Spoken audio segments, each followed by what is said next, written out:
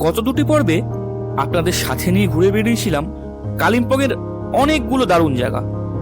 আপনাদের খোঁজ দিয়েছিলাম এক অফবিট ভিউ পয়েন্টের, কিন্তু যে কোনো সুন্দর ভ্রমণেরই একটি ইতি থাকে, আর আজ আমাদেরও বাড়ি ফেরার পালা। তবে ফেরা মানেই মন খারাপ নয়, কারণ কালিম্পংয়ের শেষ বেলার কিছু দুর্দান্ত স্পট আজও আপনাদের জন্য অপেক্ষা করছে।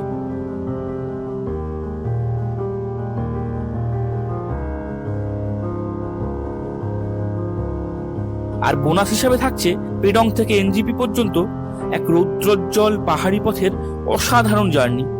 শুধু তাই নয়, ফেরার পথে আপনাদের এমন এক দারুণ রেস্তোরাঁর হদিস দেব, যেখানে প্লেটে সুস্বাদু খাবার আর চোখে নীল পাহাড় দুটোই মিলবে একসাথে।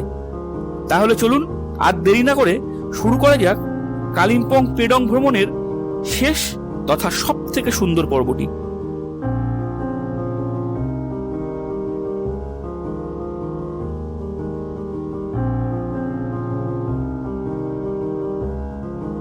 বাইরে পাহাড়ের স্তব্ধতা আর ভেতরে এক অদ্ভুত শূন্যতা।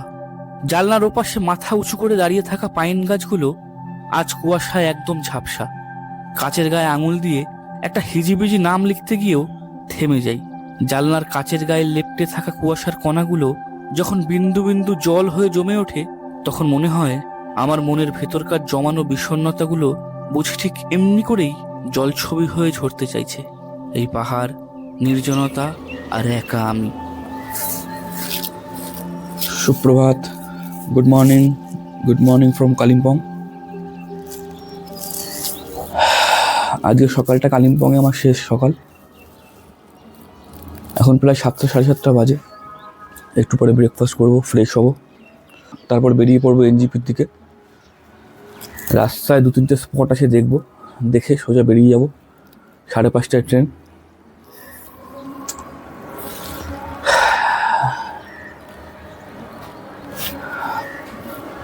যতটা পারছি নিঃশ্বাস বুক ভরে টেনে নিচ্ছি। আবার কলকাতা, আবার গাড়ির আওয়াজ, এই পাহাড়, এই বনানি। চলুন, বাড়িতে ফিরতেই হবে।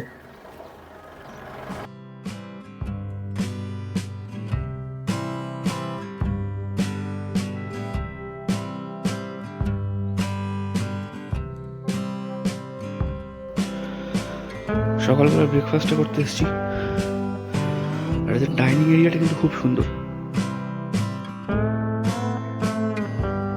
সকালের ব্রেকফাস্টটা ছিল এদিন একটু অন্যরকম। সকালে আমার লুচি তরকারি খুব ভালো লাগে, তাই দিদিকে অনুরোধ করায় দিদি সেদিন আমাকে সকালে ব্রেকফাস্টের লুচি আর পনির আলুর তরকারি করে দিয়েছিলেন। এখন টেম্পারেচার প্রায় 7-এর মতো। এই সময় সকালের এক কাপ গরম চা একটা আলাদা আমেজ এনে দেয়।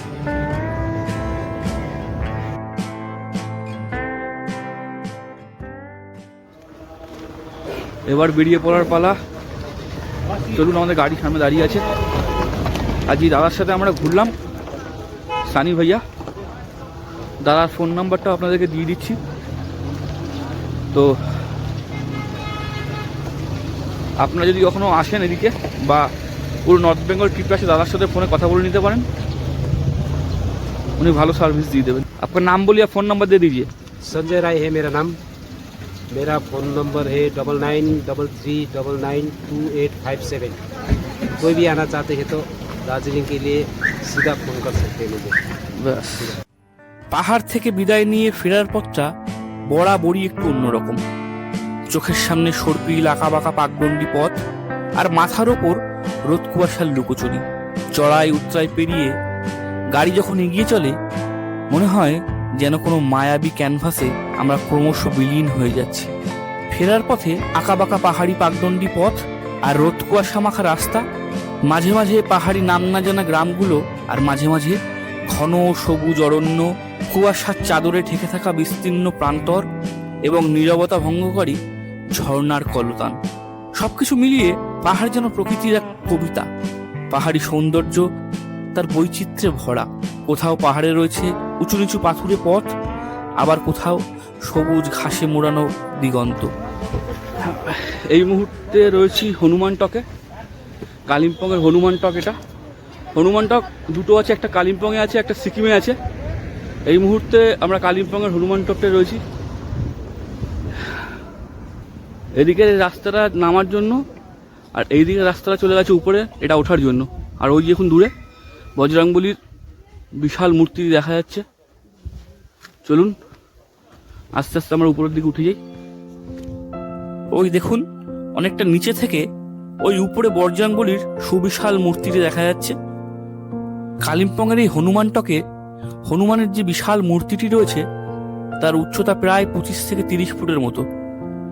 মূর্তিটি শহরের বিভিন্ন প্রান্ত থেকে কিন্তু দেখা যায়। আকাশ পরিষ্কার থাকলে এখান থেকে কিন্তু কাঞ্চনজঙ্ঘার অপূর্ব দৃশ্য দেখা যায়।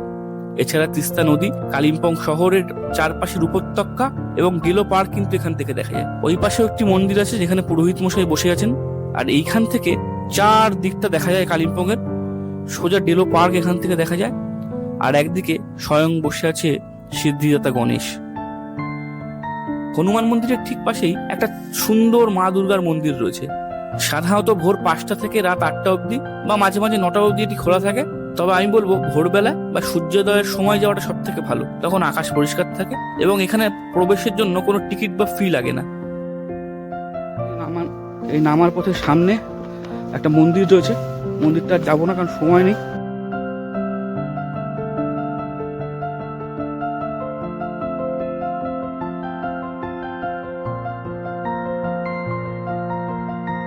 হনুমান টক থেকে বেরিয়ে আমাদের পরবর্তী গন্তব্য ছিল আজকের দিনে পাইন ভিউ নার্সারি বা ক্যাকটাস গার্ডেন। প্রায় 1,500 থেকে 2,000 রকমের ভারতীয় তথা এই উপমহাদেশের বহু ক্যাকটাসের প্রজাতি এই ক্যাকটাস গার্ডেনে রয়েছে।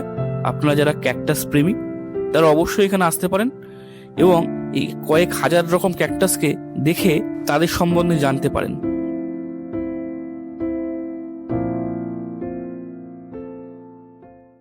এই মুহূর্তে রয়েছি কালিম্পংয়ের পাইন ভিউ নার্সারি বা ক্যাকটাস গার্ডেনে।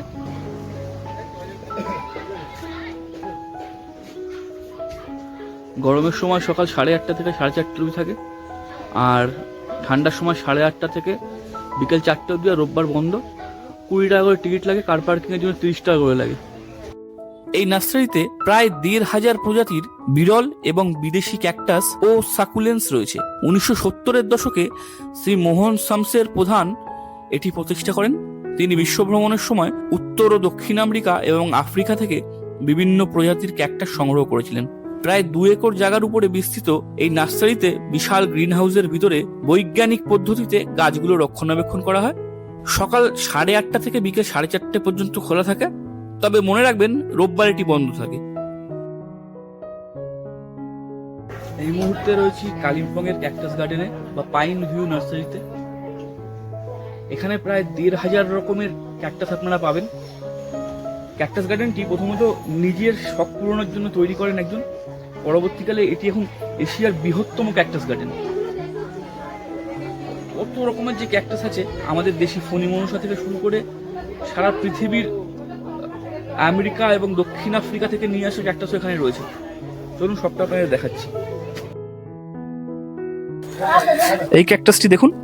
এই ক্যাকটাসটির বিশেষত্ব হলো একটি বৃন্তের মধ্যে কয়েক হাজারটি ফুল ফুটবে।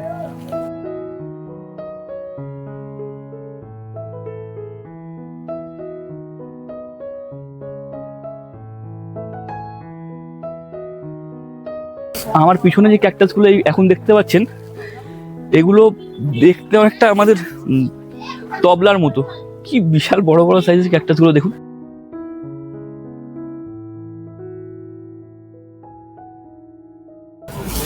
দেখুন, দেখতে পুরো তবলার, দেখে মনে হচ্ছে দুটো তবলা পাশাপাশি রাখা উচিত।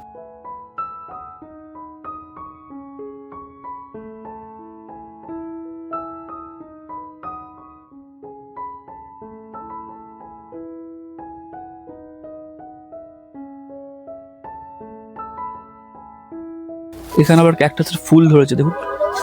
চারপাশে ক্যাকটাস ছাড়া আরো অনেক রকমের ফুল গাছ রয়েছে, গোলাপ রয়েছে, বাগান বিলাস রয়েছে। আর এই জায়গাটা দেখুন, এই ছোট ছোট টবে প্রচুর ক্যাকটাস রয়েছে। তবে ঢুকতে কিন্তু 20 টাকা করে টিকিট লাগে, পার্কিং এর জন্য 30 টাকা, আর ফরেনারদের জন্য 50 টাকা করে।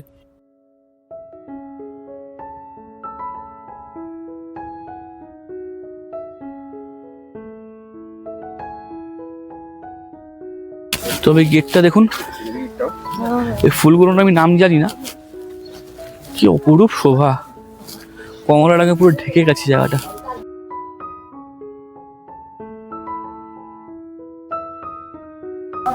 এর ঠিক এদিকে অপর দিকে দার্জিলিং, আর এখানে সুন্দর একটা ক্যাফেটেরিয়া আছে, আপনারা চাইলে এখানে বসে এই ভিউ দেখতে দেখতে কফি এনজয় করতে পারেন।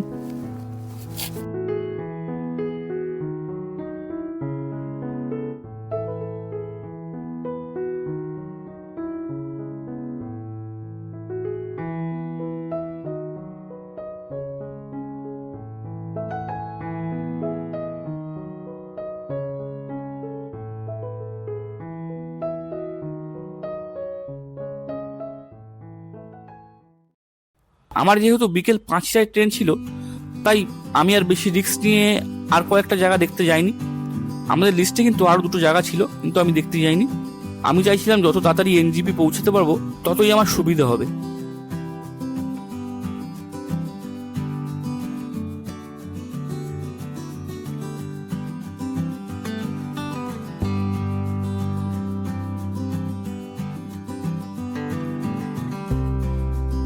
দেখতে দেখতেই দেখুন আমরা চলে এলাম করোনেশন ব্রিজ। এই যে করোনেশন ব্রিজ আমরা পার হয়ে যাচ্ছি আবার। এবার গন্তব্য এনজিপি।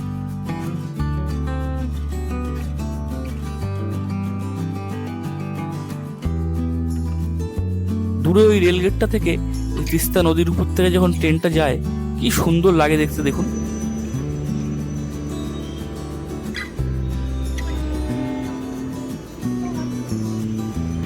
সেবক চলে এসেছি। এবার দুপুরের খাবারটা খাবো। এখন প্রায় 2:30 বাজে, আমার 5:30টায় ট্রেন। এই জায়গাটাতে অনেকগুলো হোটেল রয়েছে। এই গৌতম হোটেল থেকে আমরা দুপুরের লাঞ্চটা করে নিয়েছিলাম। এখানে থালি সিস্টেমে খাবার পাওয়া যায়। খাবারটা একটু কস্টলি, তবুও জায়গাটা খুব সুন্দর, পরিষ্কার পরিচ্ছন্ন। আর এর সবচেয়ে বিশেষ আকর্ষণ হলো এই জানলা থেকে পাহাড় দেখা যায়। এই জানলার ধারে আপনি যদি বসেন, জঙ্গল পাহাড় মিলিয়ে এক অপরূপ দৃশ্য আপনার কাছে ধরা পড়বে। আমি নিয়েছিলাম ফিশ থালি নিয়েছিল 250 টাকা করে।